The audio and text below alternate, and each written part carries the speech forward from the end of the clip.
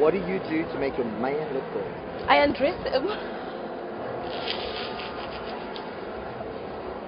You know what I mean? I mean, obviously, the clothes aren't hot, so let's just do without the clothes. So we have a problem. This is how it is. We have a so problem. we have a problem. I have a solution. Yeah. Eesh. I think we've just gone from bad to worse. But now for happy thoughts. Designer outfits, perfect bodies, hair pulls, sore feet, tug, next outfit.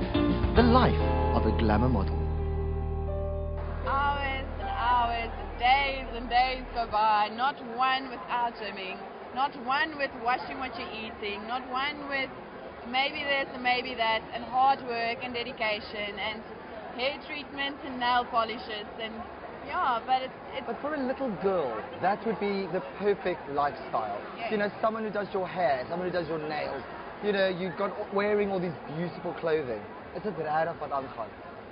Geniet jy dit om die klere te dra? definitely. Ek gaan nie vir jou jok nie, want ek 'n Gavin Raja rok aan het en hy sit so mooi en hy vloei en hy het daai absolute tekstuur van liquid op die vel. Then I am in heaven. But it's what happens before the glam. What happens before the glam? It's rehearsals, it's dressing, it's touching up, it's touching the hair, it's making the face, then redoing it. It is up style, down style. Is it right, is it wrong? So there's a lot of decision making going into it beforehand. There's a lot of touching up and a lot of mind changes and energy. But when there's something happening backstage and you feel, oh, the guy didn't put my shoe on right, or oh, this thing is going to fall off. That is in the back of your mind the whole time. And then you like walk down there and you think, hell, Anya, just do this, you know. So it does happen that sometimes you really need to concentrate so hard to keep the pose, to keep the posture, to keep the face, and to keep the energy. It's a nightmare. The designers have lost their personalities completely, Yeah. only because they're so proud of their designs and they want it to be perfect. And then when you're walking down the runway, all you're thinking is don't trip, because you've got the designers' designs on, and you don't want to mess it up by tripping. And all the media's watching, and you know everyone's looking, and it's just absolutely nerve-wracking. You're being make-up, you're being haired. What's that really like? I mean, people think that... So glamorous. Oh, is it glamorous? No, everyone thinks it's so glamorous. Okay, I haven't been doing this for so long, so I'm still new, and it's all still exciting and glamorous, and it's still fun, but it's a job at the end of the day. You still need to be on time. You still need to, you know, there's still certain rules and regulations. And no, I put the shoes on. It was fine until I was on the lineup. So my taster said, "Okay, Claire, it's your time to go." So as I'm going, I'm like, "My shoes!" She's like, "Just go."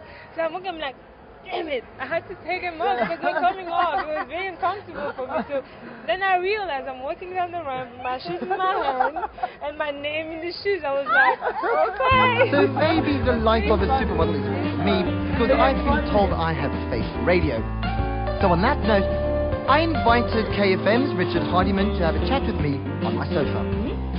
As a local celebrity, which you are, and you have quite a big name, really, in town, because KFM is one of our biggest... It is one of the biggest radio stations, if not, in fact, it is the biggest radio station in the Western Cape, And tell me, Richard, what is... being a local celebrity now, for a lot of people, it's kind of like glam, and it's all, you know, like blah, blah, blah, glitz and blah. But what is there for you? I mean, because you Cape Townian. Yes. Born and bred? Born and bred. How proud does it feel to work? It's fantastic. You know, I like Cape Town. It's sometimes quite insular, but that's what I like about it. You know, people say that we're very cliquey down here, and I mean, especially when you chat to Joe Burgers, you know, we're not easy to get on with, and we are, but we're very insular. Cape Townians are Cape Townians. I think we're fantastic people. Very snappy dresses, obviously. Oh yes. But I'm particularly proud of being Cape Townian, and I certainly fly the flag wherever I go around the world. Absolutely. You know, as you know, and I'm very vocal about the fact, you know, I lived 15 years in Europe, and I came home and it was the best choice I'd ever done. But because the grass isn't always greener on the other side. No. And I'm going to kind of put you on the spot here. Is Cape Town a place to stay? I think Are you going to bring your child up here? Do you know, absolutely, without a doubt. I mean, having travelled quite extensively, not just the States, but I've got a lot of family in the UK, and you know, you look at education, you look at when you all the nuts and bolts down that this is the place to be. You could live in England and you could be safe, but you will have a very boring life. There's no, we just don't have the sort of lifestyle here that we have. You can move to New Zealand, you'll have a rubbish rugby team. It's sort of, there's always something negative about another place. I've got a lot of friends who move to Australia who find it the most boring place to live because everything is so regimented. I think as South Africans, as Cape Townians, we're so used to self-expression. Absolutely, and dealing with politics and dealing with tourists and dealing with the economy and it's part of our life, it's part of our makeup. That to move anywhere else where it's not like that is quite frankly very boring. I lived in Las Vegas, which is apparently one of the most exciting places in the world. I was bored stiff. I mean, I've been to the casinos, I've done everything you're supposed to do in Las Vegas, and after that, Americans are generally very boring. They know nothing about politics, the outside world. We are very open. Our eyes are very wide open here in South Africa, and particularly Cape Town. So, why move anywhere else? I kind of keep coming back to the essence of going. Like at the moment here, it's quite tough. Right. So, what about everybody else out there that's kind of struggling? I think it's going to get better. It is hard right now, but I mean, take a look at this. Would we be building this? Would we be building another convention centre on the other side of the freeway there if we didn't have the money, the input, the interest from overseas? We've got some problems. We're 14 years old as a democracy. Absolutely. America still hasn't got it right, and they're 400 years old or whatever they are. So I mean, it's chalk and cheese. Things will get better for people who have less at the moment. It has to.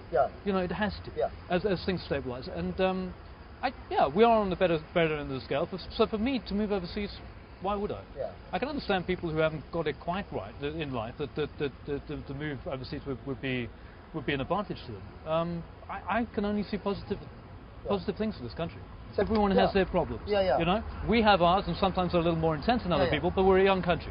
Look, I mean, we're outside right now. If we were doing this in England, we'd have to be under umbrellas, right? I mean, we would actually. Richard, thank you. Great words from one of Cape Town's finest. Richard Hardy, it's not about KFM, it's about yours.